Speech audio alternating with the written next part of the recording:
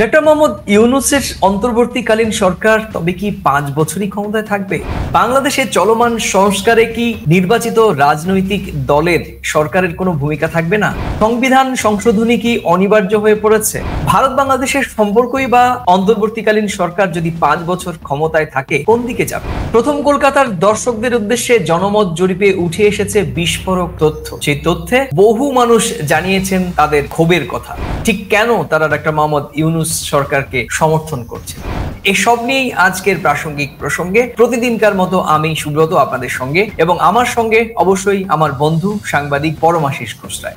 পরমাশিস, তোমার কি মনে হয় বাংলাদেশের সাধারণ মানুষ বাংলাদেশের একটি গণতান্ত্রিক পরিবেশে প্রায় সব দলের অংশগ্রহণের মধ্য দিয়ে একটি জাতীয় নির্বাচন কবে নাগাদ দেখতে চান বলে মনে হয় তোমার? দেখো, আমরা যেটা জেনেছিলাম যে ডিসেম্বর থেকে আগামী জুনের মধ্যে এই নির্বাচন হওয়ার একটা কথা আমরা বিভিন্ন গণমাধ্যমে, বিভিন্ন সমাজ মাধ্যমে জেনেছিলাম। কিন্তু আমার ব্যক্তিগত অভিমত যদি বলো, যে বাংলাদেশের মতন একটি সার্বভৌমত্ব রাষ্ট্রে সেখানকার মানুষ অত্যন্ত, আমি মনে করি তারা দেশের প্রতি অত্যন্ত সচেতন, যে কারণে একটা নির্বাচিত সরকারকে তারা গণ অভ্যুত্থানের মধ্য দিয়ে সরিয়ে দিয়েছিল। তো সে দেশের মানুষের কথা বলার অধিকার, ভোট প্রয়োগের অধিকার, সেটা একেবারে যথোচিত মর্যাদায় যত দ্রুততার সঙ্গে সেই ভোট সম্পন্ন করানো যায়, সেটা কিন্তু বাংলাদেশের সব মানুষের পক্ষে সেটা একটা সুচিন্তিত সিদ্ধান্ত হবে। এবং এটাকে বেশি লিঙ্গার করলে কিন্তু আগামী দিন অনেক সমস্যার সম্মুখীন বাংলাদেশ হতে পারে। এবং কিছু কিছু ক্ষেত্রে এটা আমার মনে হয়েছে যে একটা নির্বাচিত সরকার আসলে, সার্বভৌমত্ব রাষ্ট্রের নতুন করে সরকার প্রধান কেউ আসলে, সেই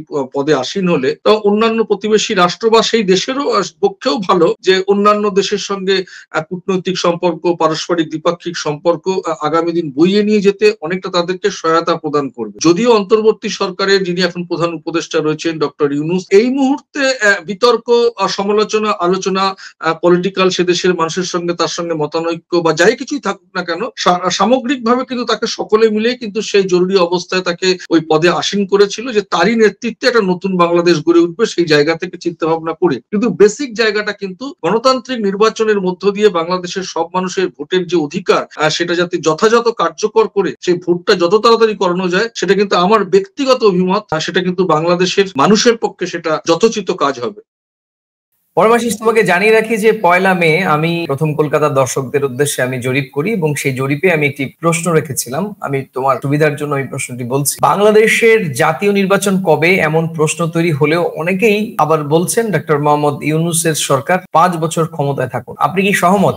এই একটি প্রশ্ন আমি বাংলাদেশের বা আমাদের যে দর্শক বন্ধুরা আছেন তাদের উদ্দেশ্যে আমি রেখেছি। তুমি জানো যে আমাদের এই প্রথম কলকাতা চ্যানেলটি প্রায় অধিকাংশ দর্শকই আমাদের প্রতিবেশী বাংলাদেশ নাগরিক, এবং তুমি জেনে আশ্চর্য হবে যে আমার এই মন্তব্য চেয়েছিলাম সবার, এই ভোট যেটাকে বলে জরিপ, সেখানে প্রায় 18,000 মানুষ এই ভোটে অংশগ্রহণ করেছেন। এবং আমি প্রশ্ন করেছিলাম যে আপনারা এই 5 বছর ডক্টর মোহাম্মদ ইউনূস সরকার ক্ষমতায় থাকুন সেটা চান কিনা বা সহমত কিনা। 83% মানুষ এর পক্ষে রায় দিয়েছেন, আর দ্রুত নির্বাচন চান এই সংখ্যা মাত্র 6%। আর সহমত নন, অর্থাৎ 5 বছর ক্ষমতায় না থাকুন এরকমটি পক্ষে মত দিয়েছেন মাত্র 9% মানুষ, আর মন্তব্য করতে চাননি 2% মানুষ। এবং সবচাইতে বিস্ময়কর বিষয় হচ্ছে যে এই জনমত জরিপ বা মতামত চাওয়ার পর সেখানে 131 জন তাদের যে মন্তব্য লিখেছেন, শুধু মন্তব্যের নির্যাস যদি তোমাকে বলি, যে একজন মানুষও কিন্তু বাংলাদেশে খুব সহসা নির্বাচন হোক বা ডক্টর মোহাম্মদ ইউনূস এই মুহূর্তে অন্তর্বর্তীকালীন সরকারের মেয়াদ সংক্ষিপ্ত হন বা আগামী ডিসেম্বরে নির্বাচন হয়,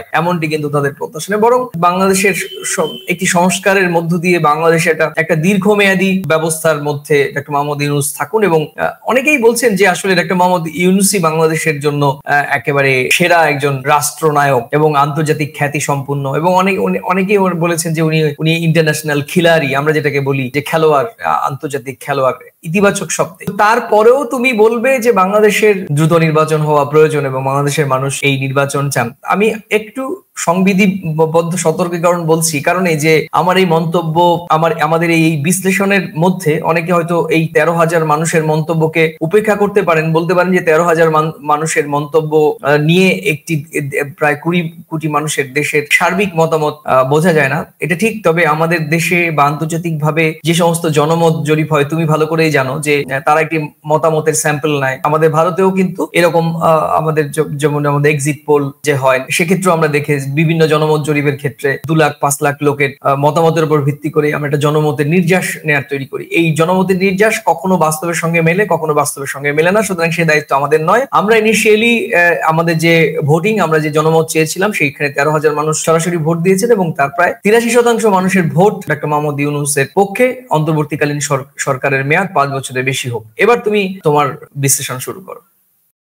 তোমাকে আমি একদম খুব খোল্লা কয়েকটা বিষয় একেবারে আমার নিজস্ব যেসব মনের মধ্যে যে উদাহরণগুলো আসছে সেইভাবে যদি বলি, শিক্ষার পাঠ্যক্রমে দুটো বিষয় করা হয়, সেটা হচ্ছে থিওরিটিক্যাল এবং প্র্যাকটিক্যাল। আমি যদি আমাদের প্রথম কলকাতার জনমত সমীক্ষাকে গুরুত্ব দিই, অবশ্যই গুরুত্ব দেব। আমি যদি মাধ্যমিক পরীক্ষায় টেস্ট পরীক্ষা দেয়, মাধ্যমিকে যখন ফাইনালি বোর্ডের এক্সাম হয় তার আগে একটা টেস্ট পরীক্ষা হয়, সেই টেস্ট পরীক্ষাটা অনেকটা সমীক্ষার ভিত্তিতে, ধরো একটা স্কুল থেকে 100 জন পরীক্ষার্থী যাবে, 7 জনকে অ্যালাউ করলো না, এটা কিন্তু একটা সমীক্ষা। প্র্যাকটিক্যালি তারা কি রেজাল্ট করলো। এখন বিষয়টা হচ্ছে এই যে 83% মানুষ যে ঘরে বসে যে আমাদের ছোট সমীক্ষায় যে একটা পক্ষ দিয়েছে, সেই পক্ষটার বাস্তবিক ভোট বাক্সে গিয়ে বাংলাদেশে প্র্যাকটিক্যাল মাটিতে দাঁড়িয়ে যেটা নিয়ে আন্দোলন, গত 15 বছর ধরে মানুষ ভোটের অধিকার প্রয়োগ করতে পারেনি, সরকার নিয়ন্ত্রিত গায়ের জোরে ভোট হয়েছে, স্বৈরতন্ত্র যেটাকে বলা হচ্ছে, যে জন্য গণ অভ্যুত্থান হয়েছে, যেটা জনমত সমীক্ষায় উঠে আসছে, সেটা বাংলাদেশের মাটিতে সেটা কিন্তু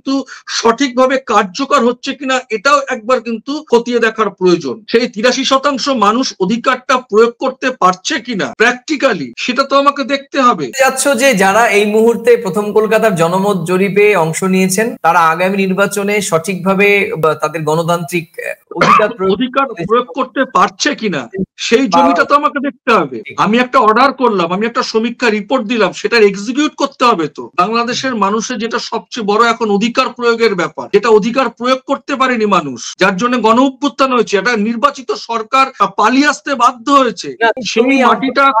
পরমাশিস, একটা নির্বাচিত সরকার, কিন্তু বাংলাদেশের মানুষ তো ওই নির্বাচনটাকেই মানছেন না, তারা মানছে না। সেই যেটা বাংলাদেশের মানুষ মেনে নেবে, সেই অধিকার প্রয়োগের জমিটা তো তৈরি করতে হবে। সমীক্ষা রিপোর্টে যদি 83% ডক্টর ইউনূসকে নেতৃত্বেই চায়, সেটা গণতান্ত্রিক নির্বাচন প্রক্রিয়ার মধ্য দিয়ে একটা সুস্থির পরিবেশের মধ্য দিয়ে সেটা প্রয়োগ করা হোক।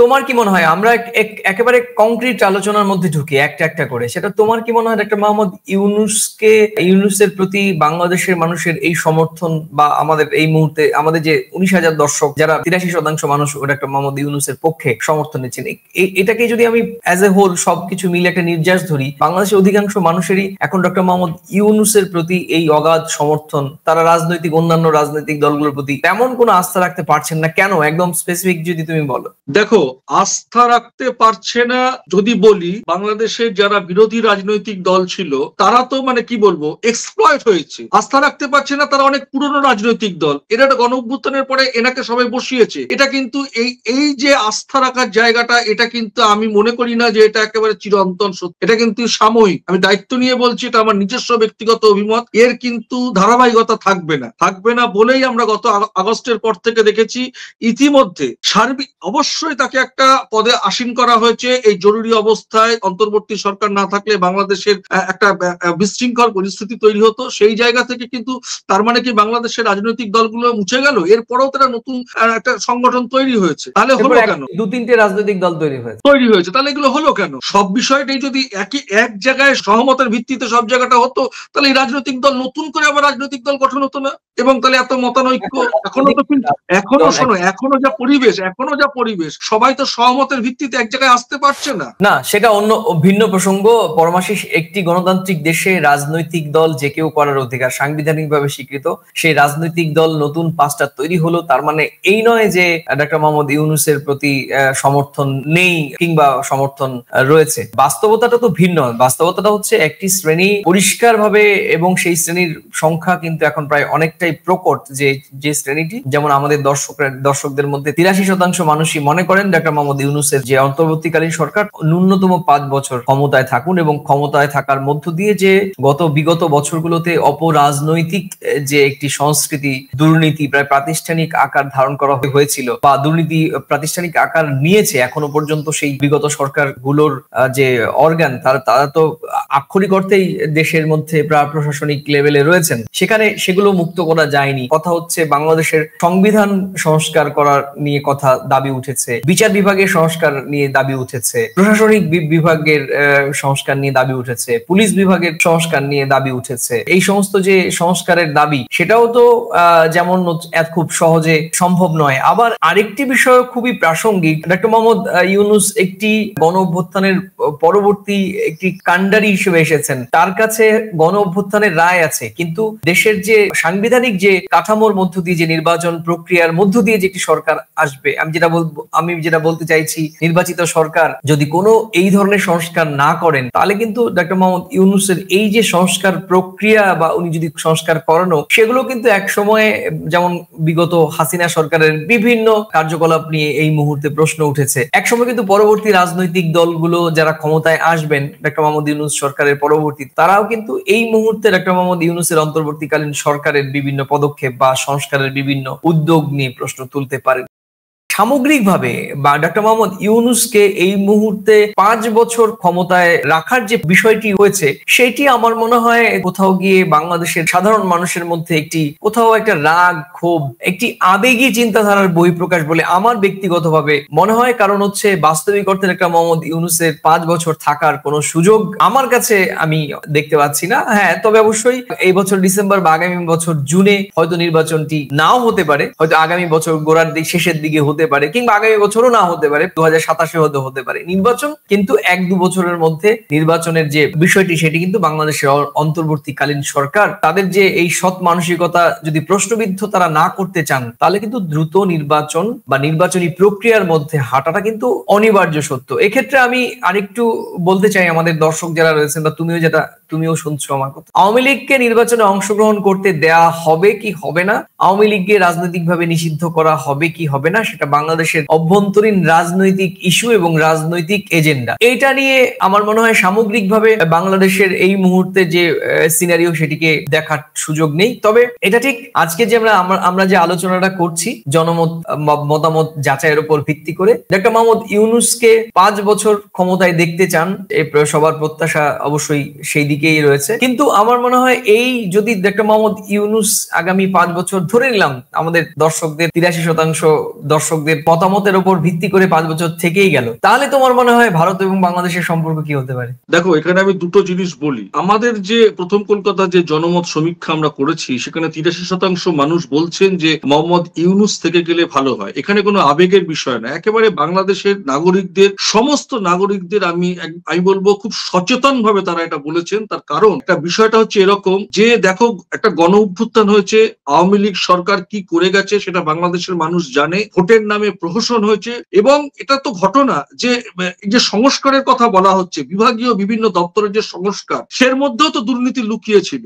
সেই সব বাংলাদেশের মানুষের এখন মনে হচ্ছে আস্থা রাখতে পারছেন ডক্টর ইউনূসের প্রতি, যে এই সংস্কার সবকিছু না করা পর্যন্ত নির্বাচন হলে কিন্তু আবার সেই কেঁচোগণ্ডুস বিষয়টা হয়ে যায়। সেই জায়গা থেকে কিন্তু তার প্রতি তারা এই মুহূর্তে আস্থা রাখছে। কিন্তু পরিকাঠামোগত দিক থেকে একটা বাংলাদেশের যে একটা নিজস্ব স্বতন্ত্র যে পরিচয়, একটা গণতান্ত্রিক প্রক্রিয়ার মধ্য দিয়ে নির্বাচিত সরকার ক্ষমতায় আসবে, কিন্তু সেই ক্ষমতায় যারাই আসুক তার আগেই সংস্কারটা কিন্তু হওয়া প্রয়োজন। সেই সব নাগরিকরা হয়তো মনে করছেন এটা কিন্তু 2 মাস, 6 মাস, 9 মাসের বিষয় নয়। উনি 5 বছর থেকে আগে যদি সংস্কারটা করতে পারেন, তাহলে হয়তো নির্বাচনটা গিয়ে একেবারে সঠিক জায়গায় দাঁড়াবে। এটা কিন্তু প্র্যাকটিক্যাল বিষয়। সেক্ষেত্রে যদি সংস্কার প্রয়োজন হয়, তাহলে নিশ্চয়ই আমরা ধরে নিচ্ছি যে আমাদের যে যারা 19,000 দর্শক যারা ভোট দিয়েছেন, অধিকাংশ বাংলাদেশি দর্শক ভোট দিয়েছেন এবং তারা চাইছেন ডক্টর মোহাম্মদ ইউনূসের অন্তর্বর্তীকালীন সরকারের মেয়াদ 5 বছর হোক, আগামী বছর বা তারপরের বছর ভোট হবে না ধরে নিলাম। তারপর তোমাকে প্রশ্ন করেছিলাম আমি যে এই 5 বছর থাকলে এমনিতেই বাংলাদেশ এবং ভারতের মধ্যে সম্পর্ক আদায় কাজ কলায়, এরপর পরিণতি কি হবে? কিছুই হবে না, যা আছে তাই থাকবে, এবং অনেক আর্থিক সমস্যার সম্মুখীন হবে বাংলাদেশও যেমন হবে, ভারতও যেমন হবে। সীমান্ত বাণিজ্য আমরা দেখছি না, পরবর্তী ক্ষেত্রে অনেক কিছু আমাদের চুক্তি সম্পাদন এখন বাকি আছে, এক্সিকিউট করতে হবে তো কাজগুলো। পরিকাঠামো দিক থেকে কোনো কাজ করতে গেলে তোমাকে তো অফিসিয়ালি হতে হবে, সে অফিসিয়াল জায়গাটা তো হচ্ছে না। তুমি তোমার ঘর গুছাও, তাতে কোনো সমস্যা নেই। তোমার ঘর পরিষ্কার করার জন্য তুমি 5 বছর কেন, তুমি 10 বছর নাও। কার পরিচালনা তুমি ঘর পরিষ্কার করবে সেটা তোমার সিদ্ধান্ত। কিন্তু পররাষ্ট্রনীতির ক্ষেত্রে, দ্বিপাক্ষিক সম্পর্কের ক্ষেত্রে আমাদের সঙ্গে শুধু সম্পর্ক বিষয়টা নয়, অন্যদের ক্ষেত্রেও তাই হবে। একদমই তাই। পরমাশিস, তোমার এই কথা আমরা শুনলাম, আমি শুনলাম, আমাদের দর্শকরা শুনলেন, নিশ্চয়ই তারাও তোমার এই কথা থেকে নির্যাস নেবেন। প্রিয় দর্শক, আপনারা দেখছিলেন প্রথম কলকাতা। প্রথম কলকাতা বরাবরই ভারত এবং বাংলাদেশের সুসম্পর্কে বিশ্বাসী এবং আমরা ইতিবাচক ভাবে আলোচনা শুরু এবং শেষ করতে চাই। আমাদের বক্তব্যে কোথাও কোনো উস্কানি, প্রোপাগান্ডা আমাদের বক্তব্যের মধ্যে নেই। আমরা তথ্যবহুল বাস্তবমুখী অভিজ্ঞতা থেকে আমরা আলোচনা করার চেষ্টা করি। তবুও আমাদের আলোচনায় যদি কোথাও ভুল ত্রুটি থেকে থাকে সেটা অবশ্যই মার্জনীয়। আপনারা জানেন প্রথম কলকাতা যারা দর্শক, তাদের মধ্যে সিংহভাগ দর্শকই আপনারা বাংলাদেশ থেকে দেখেন এবং নিশ্চয়ই আপনাদের কোথাও মনে হয় প্রথম কলকাতা দায়িত্বশীল সাংবাদিকতা করে এবং ভারত বাংলাদেশের মধ্যে যত চলমান কূটনৈতিক তিক্ত সম্পর্ক থাকুক না কেন, আমাদের দর্শকরা কিংবা আমরা স্টুডিওতে আমাদের দুই বন্ধু আমরা চেষ্টা করি যে ভারত এবং বাংলাদেশের মধ্যে সম্পর্ক চলমানের কূটনৈতিক তিক্ততা ভুলে আমরা একটা মধুরময় মীমাংসাপূর্ণ একটি সম্পর্কের দিকে এগোই।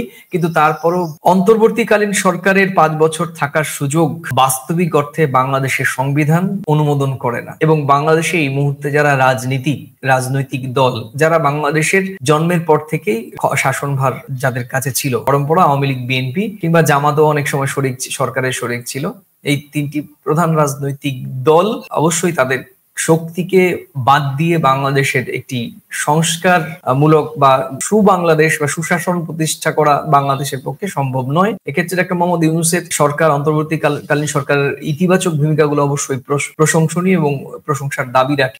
এবং আপনারা যারা ভোট দিয়েছেন যে ন্যূনতম 83% মানুষ যে 5 বছর থাকুক একটা মোহাম্মদ ইউনূসের সরকার, আপনারাও এক সময় বলবেন যে নির্বাচিত সরকার ক্ষমতায় আসুক, কারণ বাংলাদেশের একটি দীর্ঘমেয়াদী স্থিতিশীল বাংলাদেশ চাইলে একটি গণতান্ত্রিক সরকার অনিবার্য সত্য। এক্ষেত্রে আমি কোনো রাজনৈতিক দল বা রাজনৈতিক জোটের কথা বলবো না। যে কোনো রাজনৈতিক দল বা জোট যাদেরকে আপনারা সরাসরি ভোটের মধ্য দিয়ে ক্ষমতায় বসাবেন তাদের হাতেই বাংলাদেশকে তুলে দিতে হবে এবং সেটি অনিবার্য সত্য এবং সেটি যত দ্রুত সম্ভব হয়, কারণ তাদের জবাবদিহিতা সাধারণ মানুষের কাছে থাকবেন। অন্তর্বর্তীকালীন সরকার অবশ্যই একটি ঘটনার মধ্য দিয়ে তাদের এই সরকার প্রতিষ্ঠিত হয়েছে, অবশ্যই আন্তর্জাতিকভাবে স্বীকৃত। ডক্টর মোহাম্মদ ইউনূস নোবেল জয়ী একজন বিখ্যাত অর্থনীতিবিদ, তার সঙ্গে সারা পৃথিবীর তাবর নেতাদের ঘনিষ্ঠ সম্পর্ক রয়েছে এবং ভারতের সঙ্গেও তার ঘনিষ্ঠ সম্পর্ক কিন্তু প্রমাণিত সত্য।